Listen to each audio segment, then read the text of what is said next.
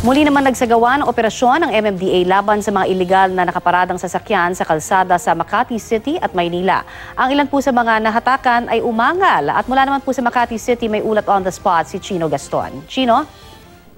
Connie, isa-isang pinaghahatak ng mga tauhan ng MMDA ang mga illegally parked na sasakyan sa Makati at Maynila bilang bahagi ng anti-illegal parking at sidewalk clearing operations kaninang umaga. Dahil ng inaasahan, marami ang umangal kahit pa makailis beses naman sa gawa ng clearing operation ng MMDA sa kanilang lugar.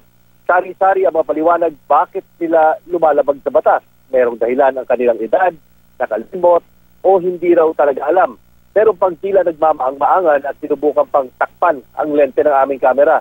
Bukod sa illegally parked na mga sasakyan, nilimas din ang mga abandonadong kotse sa kalsada at yung mga nakatambak sa bangketa. Kinaboy din ang mga natutulog sa bangketa. Isang dekolorum umano na van ang aksidente na kasagasa ng paa ng isang motorcycle rider sa pagmamadaling makatakas sa mga taga-MMDA. Pero itinanggi ng driver na kolorum ang kanyang sasakyan. Gayunpaman, kasama ang kanyang sasakyan sa hinatak ng mga tow truck.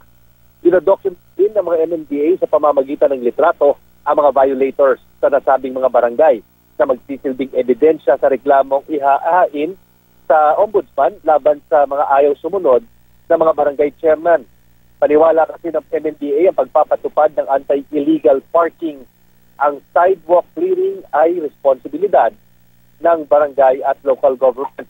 Samantala, 5 barangay o 6 na barangay chairman sa Quezon City at isa sa Parañaque ang subject ng ihahaing complaint ng MMDA sa ombudsman mamayang hapon. Ito'y dahil paulit-ulit na raw na pinaalahanan ang mga barangay chairman pero tila walang tugon sa kahilingan ng MMDA patungkol dito sa sidewalk clearing at sa mga illegally parked na vehicle.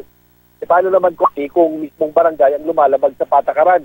Gaya sa barangay 778 ng Maynila kung saan ang mismong barangay hall ang nakahambala hindi lamang sa sidewalk, kundi pati na rin sa kalsada.